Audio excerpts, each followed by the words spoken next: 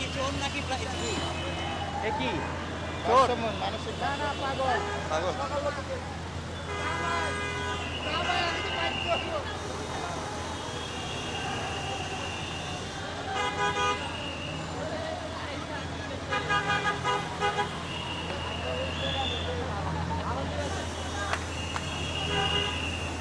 এক ঘন্টার চেয়ে বেশি ও পড়েছিল, এমনকি ফায়ার সার্ভিস টিম অনেক চেষ্টা করছে যে ওকে নামানোর জন্য, কিন্তু সে নামে লাস্ট পর্যন্ত অনেক চেষ্টার পরে ধৈর্য সহকারে ফায়ার সার্ভিস ওকে উদ্ধার করেছে।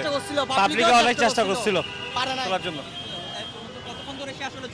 সে 45 মিনিট মিনিমাম 45 মিনিট, এমনকি পাবলিকও চেষ্টা করছিল এর মানে কি নামানোর জন্য, নামাইতে পারে নাই।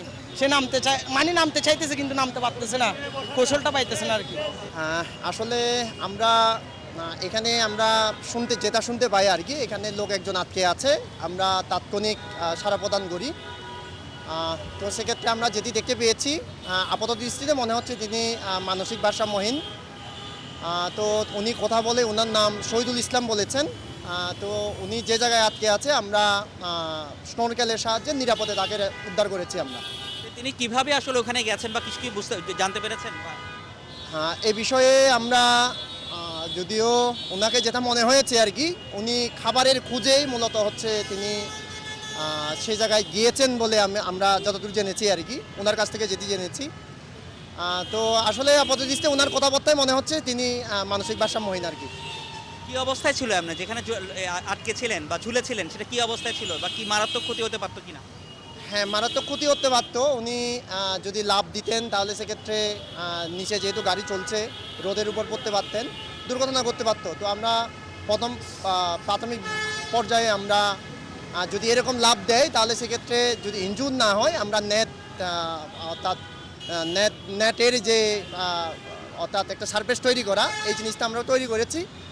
তার পাশাপাশি আমরা রেস্কিউ গাড়ি দিয়ে আমরা নিরাপদে তাকে রেস্কিউ করেছি। এখন তাকে কোথায় নিয়ে যাওয়া হবে বা আপনারা কি করবেন? না, আপাতত আমরা যেহেতু পুলিশ আমাদের সহায়তা চেয়েছে, আপাতত তাকে যদি স্বাভাবিক মনে হয়, এখানে ট্রাফিক আছে, তাদের সহায়তা নিয়ে আমরা তাদের কাছে হস্তান্তর করব। আপনারা আসলে কি কতটুকু জানতে পেরেছেন এবং পরবর্তীতে ফায়ার সার্ভিসের সহযোগিতা চেয়েছেন, কি জানতে পেরেছিলেন এবং এসে কি দেখেছেন একটু যদি বলতেন।